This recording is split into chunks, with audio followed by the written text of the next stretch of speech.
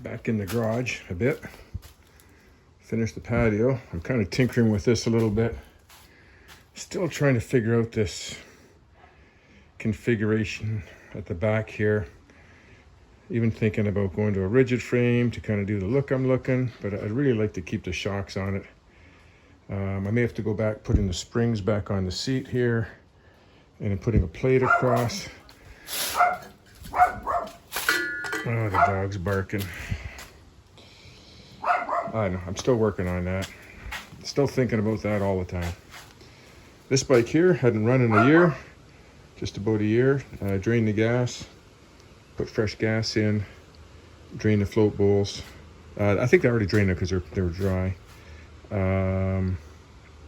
Took it for a good drive, topped it up with fuel, and ran really good. The chain was rubbing on here. I took the tire off because I had a flat tire. Oh yeah, I don't think I said that in my last video, but I took it for a drive down my private laneway we have here, and it's all potholes. And after I changed the gas, bled the carbs, fired it up, took it for a test drive down the road. I forgot to check the back tire. It was low on air, hit one of those potholes and pinched the tube. So I put a new tube in it.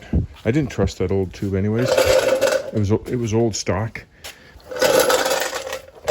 It was old stock, probably from the 70s or 80s. I should have, it was just like $5, but I never trusted it. Always leaked. It always seemed to have a slow leak down, like it was just porous.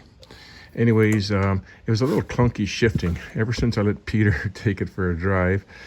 And I did it too the first time I drove it. I'm not used to this right-hand shift. And you go to put the brakes on and you slam the gear down, you know, and or vice versa. So I heard him do it because he took it down the road. I heard him going through all the gears and then bang. So it's a little stiff shifting. So I changed the oil, and plus this oil has always been dripping out of the kickstart hole, and that's common on these. And I'd like to pull this cover off someday and then get it machined out for a seal. They'll put a seal in the kicker, and then in the shifter, and then it won't leak anymore. So I googled the Norton's owner group there, and most people are recommending Redline Heavy gearbox oil, and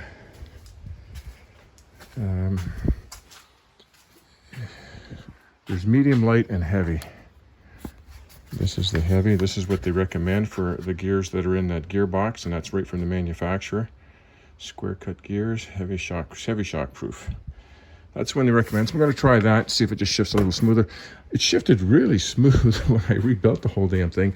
It's just with a couple bad shifts hammered in the gear when you're flying, you know, that, I don't know, maybe I got to adjust the clutch too a little bit. I haven't done that yet. But what I'm doing right now is the center stand. I put the bike up on a center stand, and it leans on an angle like this. So I've got three 1/8 inch plates under there now, and now she's sitting pretty level. So I'm going to cut those down, bend them, and wrap them around that bar, and weld them on there, and then paint them so it all matches. It doesn't need to be very big, maybe even just like a 1/2 inch strip, you know, kind of curved around it for that to sit level.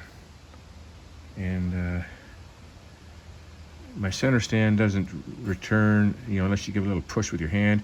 I got the bolts loose. They're a nylon lock nut. I had a guy email me, same thing on his, and everything pivots nice and loose. It's just the positioning of that spring. I've got it in the factory hole, and when you go to kick it off, and it comes part way up like this, well, it's dead in line with the spring. It needs a little push past it to be able to pull it past the fulcrum port there. Just a terrible design. Typical, poor, terrible design. Like a lot of things on this bike. Very unique, but a lot of really poor engineering, I would say, on a lot of stuff on this bike. Like this center stand. How can it be out by 3/8 of an inch on the center stand? And it's not like it's ground down or anything on the bottom there. I've checked that. Anyways, oh yeah, the patio. I got the patio up. It came out really nice. A lot of work. I cut the asphalt across here so I could put an RV drain in there. I'm going to get the driveway resealed so you won't see any of this slopped over mortar here. And this isn't a stamped concrete. That's actual paving stones. Oh, my dog's playing with that dog.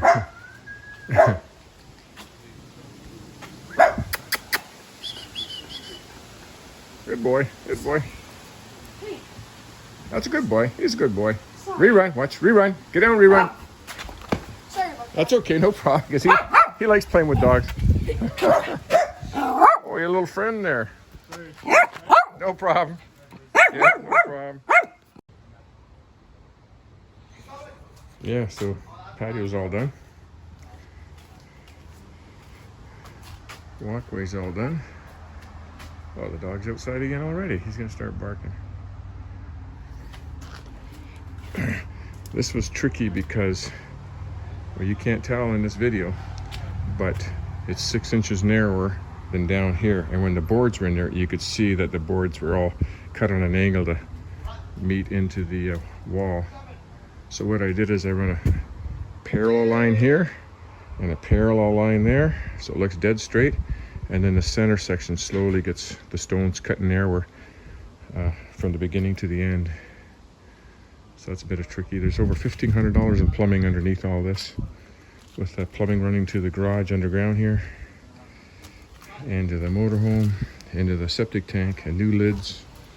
$500 for new lids just for the septic tanks. That's really ridiculous. Anyways, I think I'm going to work on this center stand. You can see it's sitting pretty nice and straight and level there now. It looks good. I'll take it off and show you.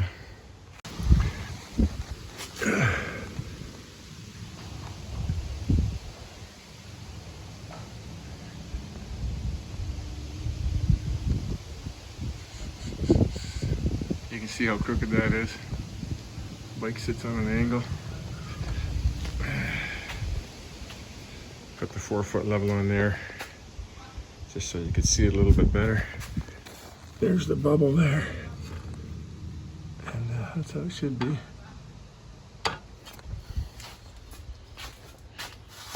Gotta make sure your floor is level before you start though. Floor is level. Okay.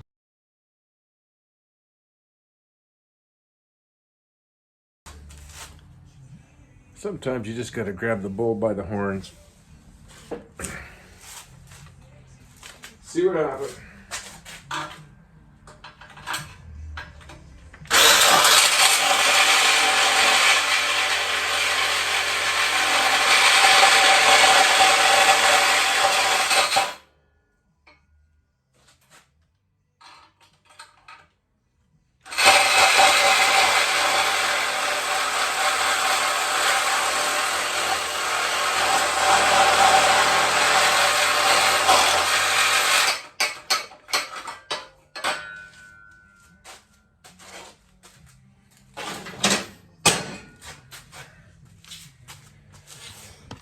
What I figured,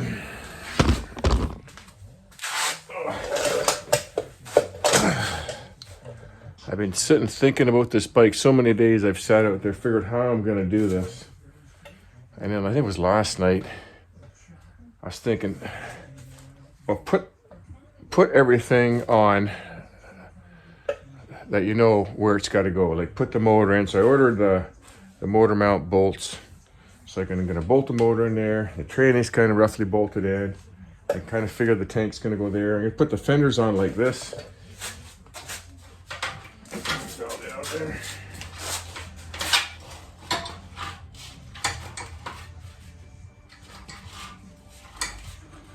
Okay, get up there.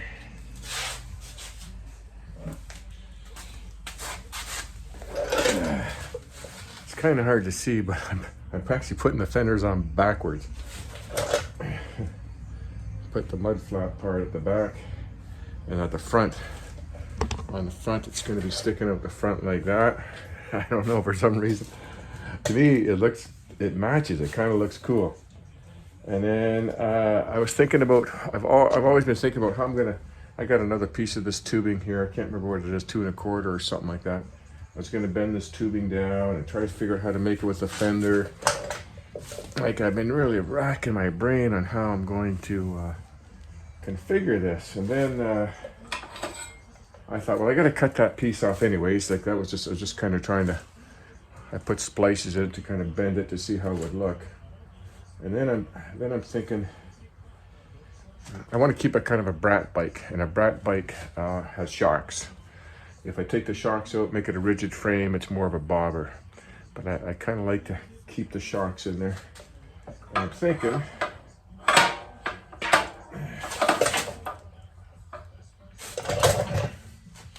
not exactly like that, because I'd have to cut these parts out and weld that in, but, and then here, this part here I would square up or round it off here, clean that up.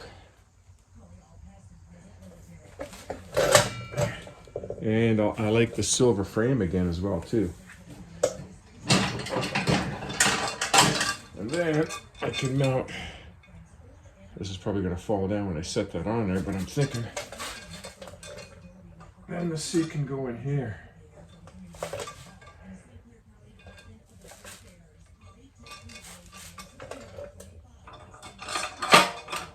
I'm gonna have to do a little bit of tack welding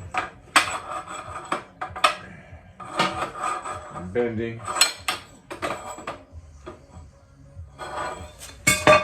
Yeah, these aren't even cut even, so it's hard to set this on here. But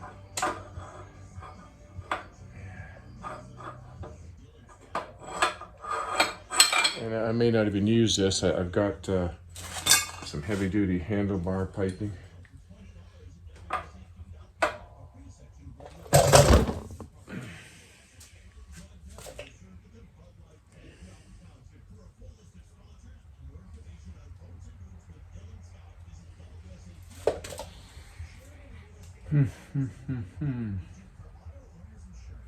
It'd be nice to kind of bend it a little bit.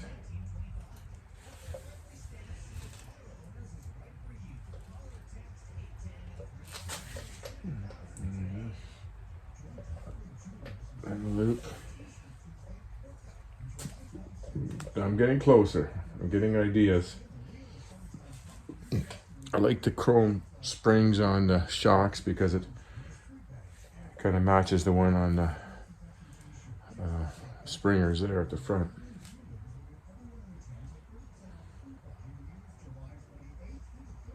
I'm gonna clean these up, cut this off.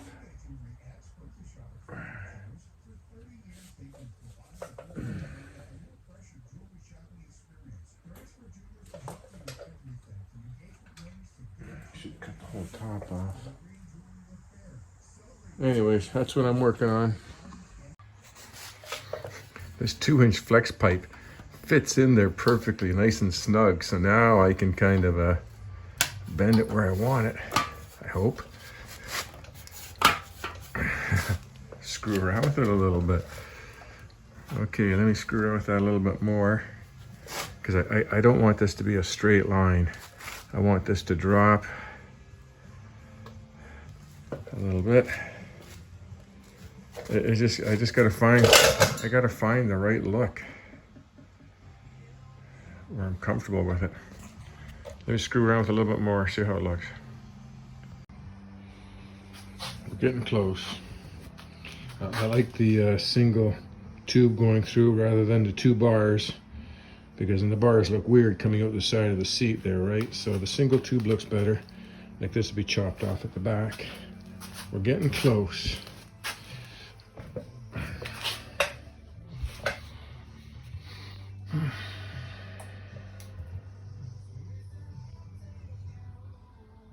To mount some kind of plate at the back for the 2 springs, and then there's a hinge at the front. I can put a tab onto that frame, and then clean up the top of the shocks.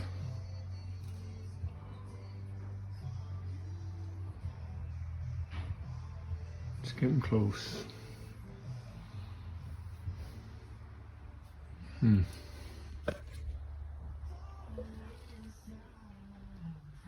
It'd be nice to get the motor in there, but I don't have any motor mount bolts. I think I'll just go buy some 5/16. What are they, 6-7 inch bolts, just to put it in there. Okay, that's it for now.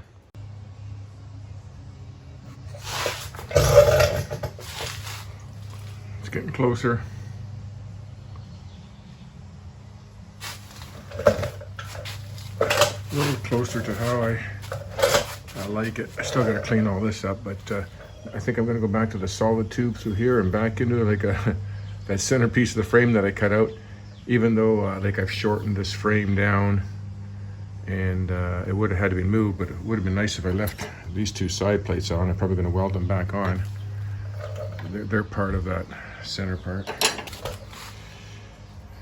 And the oil tanks about the oil tank's got to go up a little bit over and up to get the proper gapping in there to make that look a little bit better, a little bit more centered.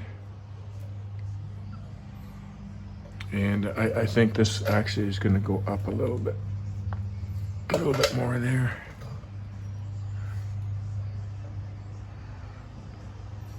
Once I get it how I like it, then I can start just cutting the pieces and welding it back into place. So I'm going to cut the fenders next, get that part done. And to have a nice tight gap on the fender, I have to make the brackets attached to the swing arm or the axle bolt. That's why in the normal Norton, you see I got like a 4-inch gap there. 3 or 4 inch gap. That's because it's welded to the frame. It gives room for the swing arm and the wheel to come up and down, but for a nice tight gap you have to have it attached to the swing arm. So that's what I got to do there. I think I'll chop that off down there, and that's about how I like it. In Canada you have to have a front fender on, so I'm going to make one and put it on there, but once I get it safetied I could take it off for show, I guess. Oh, we'll see. They got to be all polished up. That's where I'm at right now. I'm gonna cut the fenders next.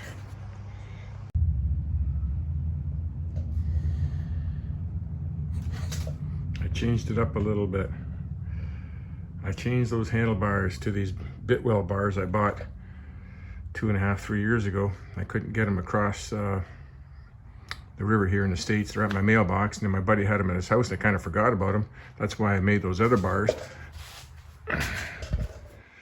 These bars here, I was going to do something like that, really wild, with the 55 Chevy pickup truck speedometer, and I could have hooked up most of these gauges too. But this was my original bars that I ordered for this. And I thought, oh, I'll put them on, see how they look. I think they look great. It's kind of fits the style of the bike a little more. Look at the lines in the back. Like, I really like it. Like, you got to look at the lines, like the dish in the seat, the tank. It's hard to see because I got so much junk and clutter in here. Like, I really should put the, I got a white piece of paneling over there behind it all, and you get there's just too much junk in here. It's hard to really get a good view of this bike. I got the fender bolted onto the shock mounts temporarily. I think it's still got to come down a little bit. If I leave it the way it is right now, it's got like an inch gap. I don't have to cut this bar, otherwise I have to cut this bar. You know, or I pull it back a little farther this way and it goes lower, and then I just got to make the mounts down there. But I don't want it back too far. It starts to look goofy a little bit. Starts to look too conventional. It looks best right about halfway like that. Sits up a little higher. Maybe that's all right. I haven't cut the front one yet because I'm still trying to figure that out. I got it marked to cut it off right there, but I'm thinking it should really be cut off up here and into a point. But these bars are pretty cool. they're already chromed, they match.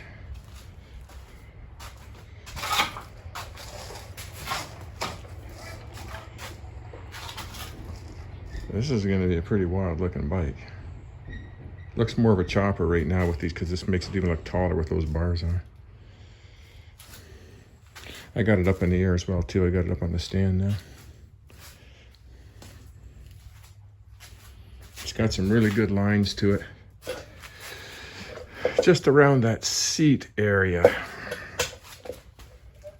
I just got to clean that up a little bit.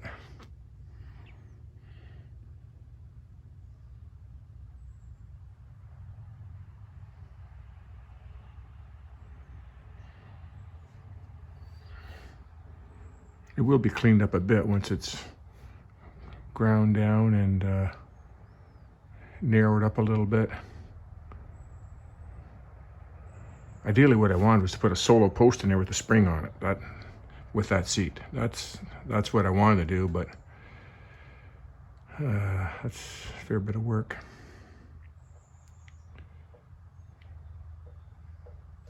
But I think that looks pretty good like that. I got to get the motor in it and see how it looks.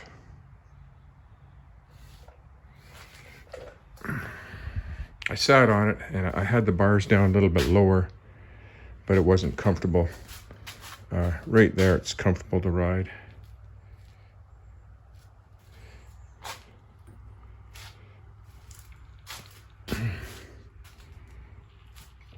Yeah, but nice to get a little electronic speedometer right in here. I want to leave everything dented and rusty, but with a electronic speedometer. Okay, we're getting a little closer.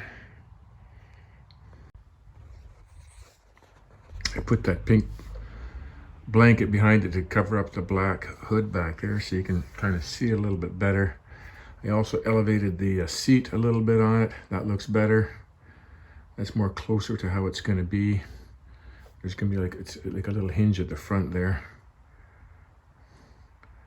Might not be quite that tall, maybe half that. And yeah, it's getting a little closer. Front fender, I'm not sure what I'm going to do with that. Flip it that way or flip it the other way. I'll keep screwing around with that.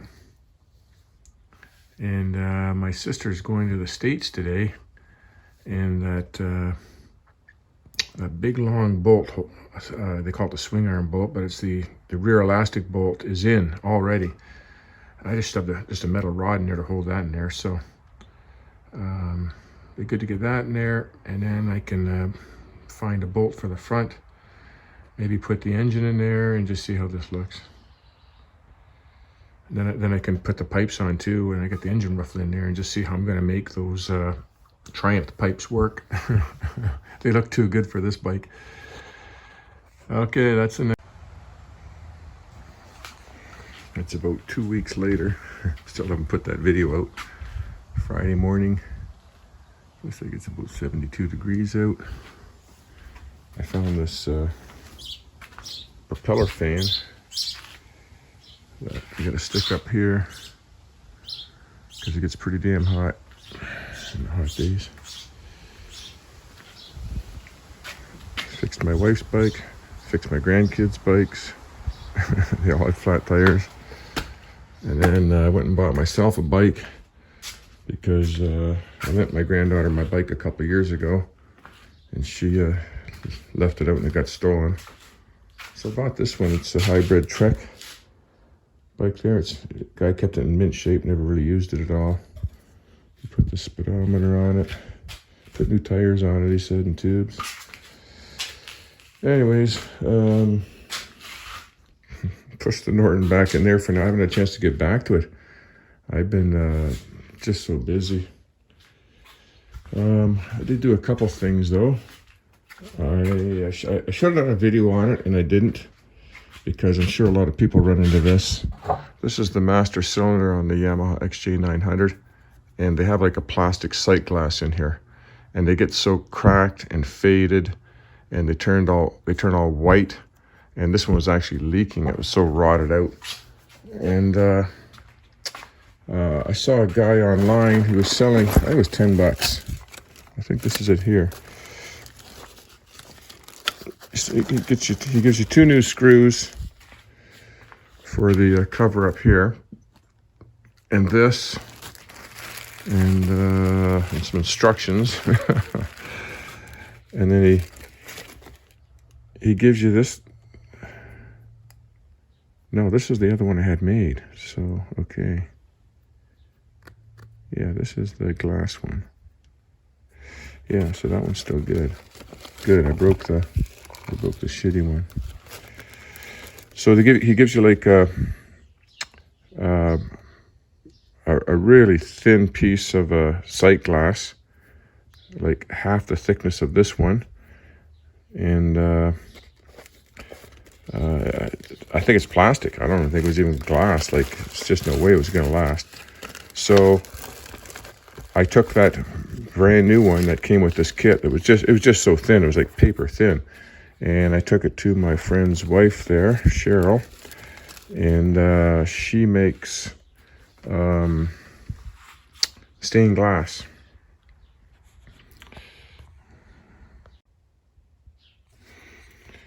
So she said she could cut some round pieces of glass perfectly to fit in there. So I brought over the master cylinder, and she cuts them, and she doesn't cut them perfectly round, but then she grinds them on her wheel there, and then she can get them really round, and it fit in here perfectly.